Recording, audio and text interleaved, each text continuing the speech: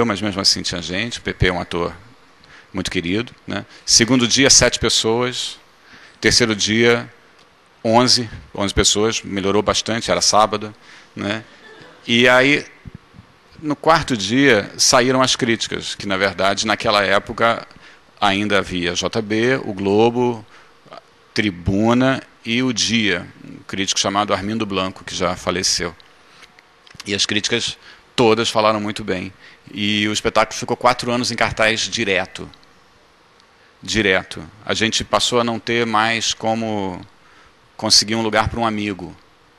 A gente foi 2 vezes a Portugal, a gente fez uma versão em espanhol, voltou há pouco tempo no Planetário, quando eu dirigi lá. A gente apresentou ano passado na Academia Brasileira de Letras, na PUC, a gente continua fazendo. A rigor, assim, é um espetáculo que está vivo até hoje. E não é pela qualidade intrínseca dele, não. É porque ele recebeu a bênção. Porque a qualidade intrínseca não o levaria a sobreviver. Porque o Júlio Adrião só sobreviveu porque ele tinha absoluta independência. Ele fazia fora do circuito, ele ia fazendo, ele ia atacando. E aí, quando calhou da figura que abençoa estar disposta a ir, a peça estava disponível.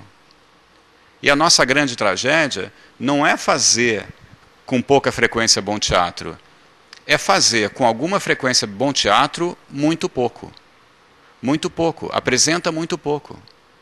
A gente não tem onde apresentar, a gente não tem um circuito, as pautas são cada vez menores, né?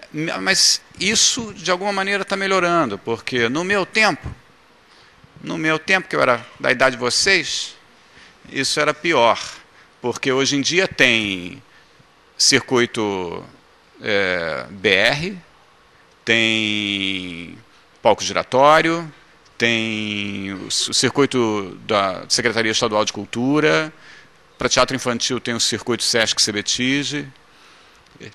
São coisas que vão garantindo um mínimo de dignidade e profissionalismo à nossa atividade, que é o que a gente precisa. A gente precisa se constituir em grupos, e esses grupos precisam ter apoio financeiro permanente, porque ator tem que poder ter independência, e não só fazendo monólogo. Ator tem que ter campo de trabalho, que não seja televisão, só a televisão. Senão é uma desgraça. E nós, no Rio de Janeiro, vivemos o pior lugar do Brasil para isso. O pior lugar do Brasil. Se você morar em Belo Horizonte, tem algum mineiro aí de Belo Horizonte?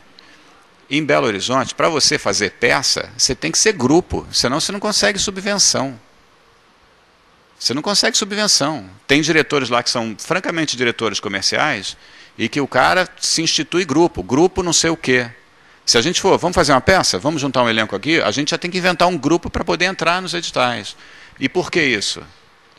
Por causa do paradigma do galpão, que instituiu uma realidade, e essa realidade mudou a mentalidade de uma cidade. Eu estou dizendo isso porque uma cidade é o que nós fazemos dela. Essa nossa cidade é uma porcaria, mas a culpa é nossa. Em parte, uma culpa é nossa. A forma de produção mudará se nós mudarmos a nossa perspectiva, se nós mudarmos a nossa forma de agir, se nós estivermos dispostos a sacrifícios, porque é um sacrifício. É mais fácil ter 13º, aspirar pelo menos a ter 13º e plano de saúde, né?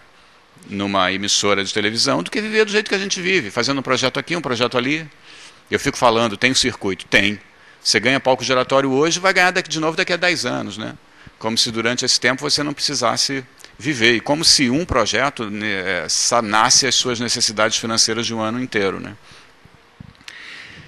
E essa é uma realidade muito terrível para a gente aqui. Essa cidade é uma cidade que precisa mudar. Precisa mudar. Nós não podemos ser essa mentalidade. Não podemos ansiar a salvação individual. Não nos salvaremos. Não nos salvaremos. Pereceremos. Todos pereceremos. Todos morreremos lentamente. Morreremos, perderemos o vigor, perderemos a pulsão, perderemos o nosso talento, perderemos a nossa vocação, se não tivermos possibilidade de trabalho contínuo e permanente. Porque ser ator significa atuar sempre. Ser ator significa ser ator todo dia.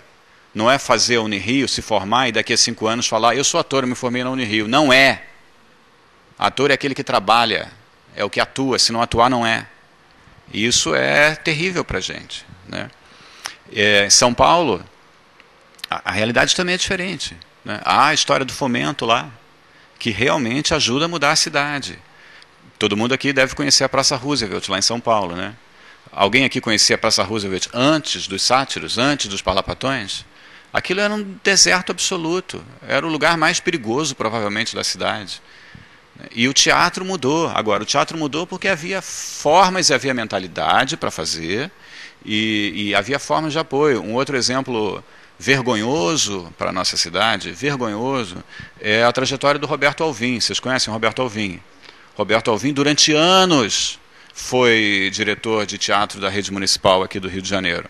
Ele primeiro foi diretor do Carlos Gomes, da Sala Paraíso. Ele fazia o projeto de dramaturgia dele, que deu possibilidade de aparecimento de um monte de dramaturgo bacana, né? A Daniela, que estudava aqui, um monte de gente, né? Começou assim, a pensar em produzir ou produzir mais através daquele projeto. Depois ele foi para o Ziembinski e não conseguiu criar nenhuma estrutura própria, individual. Não conseguiu porque não podia, porque não era permitido. E foi para São Paulo. A seguir, ele abriu um espaço lá, que se chama Clube Noir. Ele está há 4 anos lá e esse espaço já é velho lá. Ele faz peça lá, peças indicadas para prêmios, ou seja, dentro do circuito, um teatro pequenininho, mas que existe e que começa a mudar aquele primeiro pedaço da Rua Augusta, próximo à Praça Roosevelt. Começa a mudar a arquitetura da cidade. É uma ação no mundo que tem repercussão graças a um apoio que há. Mas o apoio há também porque houve mobilização para isso. A lei do fomento foi uma batalha da classe de São Paulo muito forte, com a história lá do Arte contra a Barbárie, né, que alguns de nós devem se recordar disso. E agora isso é uma realidade. Eu fui durante muitos anos diretor do Planetário da Gávea, que é um teatro do município. O Ronald falou a história do Ripper, de dar curso lá. Não dá. Não dá. Não dá mesmo, porque o espaço é o espaço de apresentação e olhe lá, não tem onde guardar cenário. Se você ensaia, você não apresenta, se você monta o cenário, você não ensaia, não tem lugar para reserva técnica. Isso tudo são coisas que a gente tem que pensar e a gente tem que mudar na arquitetura dos teatros. Por exemplo, o que significa isso? Vocês conhecem o Teatro TBC lá em São Paulo?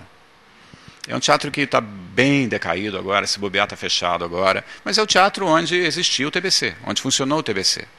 E aí, lá havia um palco e sala de figurino, sala para depósito de cenário, sala de leitura e não sei o quê. E um monte de espaço, num prédio grande, mas um palco, né?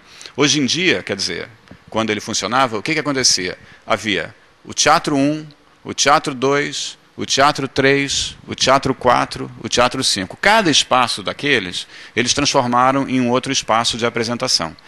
Isso, aparentemente, é bom, né? Mas não é. Não é, porque um espaço tem que ter um lugar para guardar cenário. Para quê? Para poder ter rotatividade. Para poder ter repertório. Uma companhia tem que ter repertório. Uma companhia tem que montar a sua peça e apresentar e continuar apresentando. Enquanto ela tiver valor, enquanto ela for útil, enquanto houver demanda de público, útil em algum nível, no nível intelectual, no nível financeiro, seja o nível que for. Não pode ser assim. Um exemplo disso é o Armazém. O Armazém aqui, quando apresenta as suas peças antigas, lota imediatamente. Lota, remonta o Alice, lota. Então, por que diabos não monta sempre? Por que não deixa em cartaz 2, 3 vezes por mês? Por que não está ensaiando uma peça e apresentando o repertório? Isso torna a cidade muito mais rica. Eles são um grupo estabelecido e com o dinheiro da Petrobras. Por que